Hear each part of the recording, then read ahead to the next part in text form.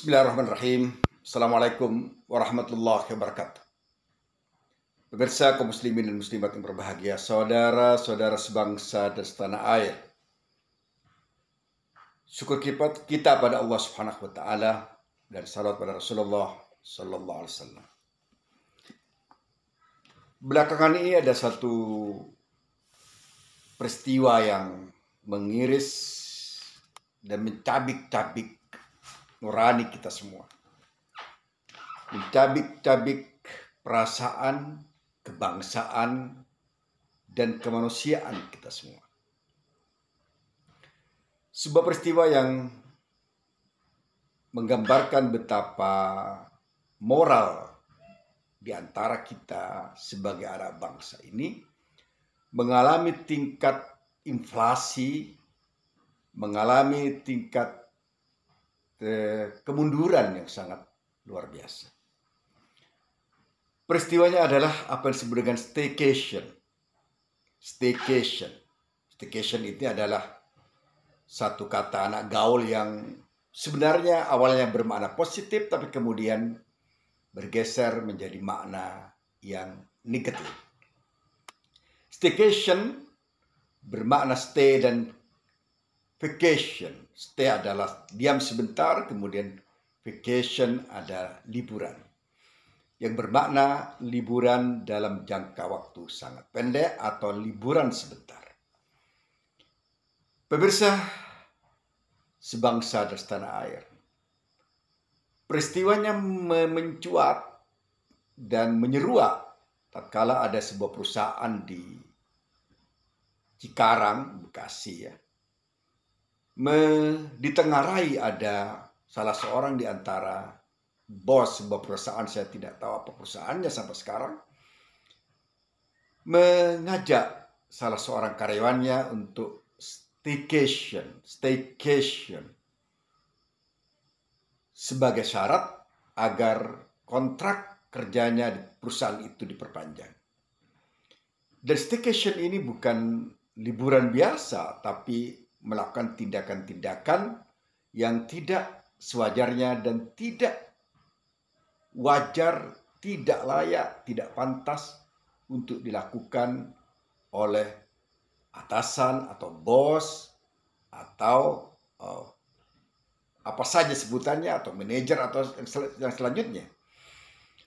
Karena staycation yang disebut adalah ditengarai mengajak sesuatu, bukan hanya sekedar liburan, tetapi menaik pada hal yang buruk, yakni melakukan tindakan-tindakan yang amoral, melakukan tindakan-tindakan yang tidak benar, sehingga salah seorang di antara karyawati itu menolak untuk melakukan apa disebut staycation itu.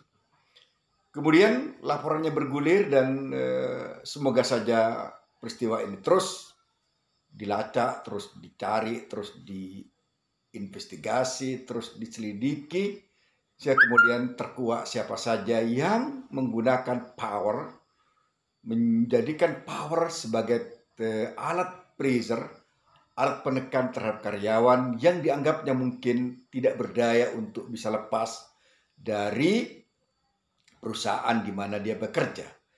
Ini salah satu bentuk dari abuse of power, abuse of possession, yang menjadikan posisinya sebagai alat untuk melakukan intimidasi, melakukan sebagai alat untuk menekan orang, sebagai alat untuk menjadikan orang lain itu tidak berkutik agar dia melakukan sesuatu yang tidak wajar, tidak benar, dan tidak pantas dilakukan oleh orang-orang yang berpendidikan, orang-orang memiliki posisi.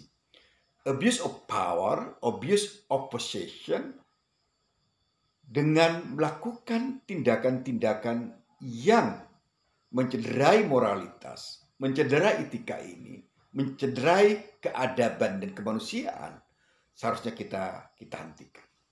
Harusnya kita hentikan dan tidak boleh ada di sebuah negara di mana kita berada pada saat ini, negara kesatuan Republik Indonesia, anak-anak atau orang-orang atau bangsa atau sebuah masyarakat atau sosok personal yang menjadikan moralitas sebagai tidak berharga di matanya tatkala dia memiliki kuasa.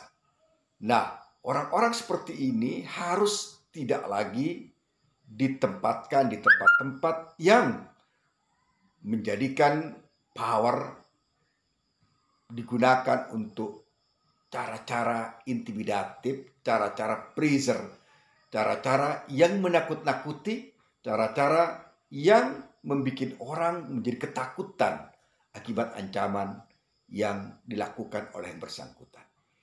Sang bos harusnya menjadi bos pemikiran kebajikan. Sang bos harusnya menjadi pemikir, menjadi bos akhlak dan moralitas, bukan akhlak kebejatan yang bisa menghancurkan sebuah keluarga, yang bisa menghancurkan sebuah rumah tangga, yang bisa menghancurkan masa depan orang-orang yang seharusnya memiliki masa depan sebaik-baiknya. Abuse of power melalui staycation ini akan menjadi pelajaran penting bagi para bos yang rada nakal atau mungkin sangat nakal dalam memperlakukan karyawatinya yang sebenarnya mereka telah berkhidmat, mereka telah loyal terhadap perusahaan itu. Tapi apabila perusahaan itu melakukan pressure dan intimidasi yang terus-menerus secara moral, suatu saat pasti mereka akan melakukan perlawanan. Perlawanan yang akan menjatuhkan perusahaan itu sendiri karena dia telah mencederai moralitas, telah mencederai akhlak, telah mencederai etika, telah mencederai bahkan kemanusiaan yang seharusnya dipelihara, seharusnya diprotek, seharusnya ditegakkan, seharusnya dilindungi. Pemirsa kaum muslimin dan muslimat yang berbahagia, saudara-saudara sebangsa dan setanah air, mari kita ingat sebuah kata oleh seorang penyair Mesir yang mengatakan, innamal umamu mabaqiyat akhlakum wa inhum dhahabat akhlakum dhahabu. Sesungguhnya sebuah bangsa akan tetap tegak berdiri apabila akhlak mereka ada dalam keadaan baik-baik saja. Dan apabila akhlak mereka hancur, maka hancur pula lah bangsa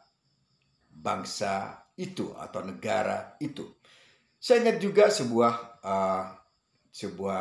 surat kabar yang berslogankan bahwa nation state, kata slogan itu, nation state rise and fall together. Bangsa dan moralitas itu bangkit, tegak, dan melorot bersama-sama. Yakni apabila moralnya naik, maka bangsa itu akan naik dan tegak berdiri. Tapi apabila moralitas anak bangsanya melorot, anak bangsanya ambruk, maka sebuah bangsa juga akan ambruk.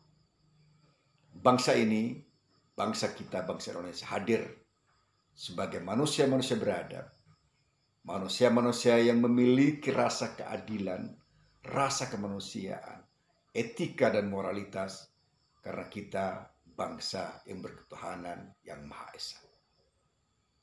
Staycation yang memiliki makna negatif itu tentu saja adalah perbuatan nista dan harus dihentikan agar anak bangsa ini selamat dari intimidasi yang tidak perlu, selamat dari pressure yang menjadikan anak-anak bangsa ini hidup dalam tekanan, hidup dalam kebimbangan dan ketakutan. Staycation harus kita hindari. Dan para bos haruslah banyak belajar. Sekali lagi menjadi bos kebajikan.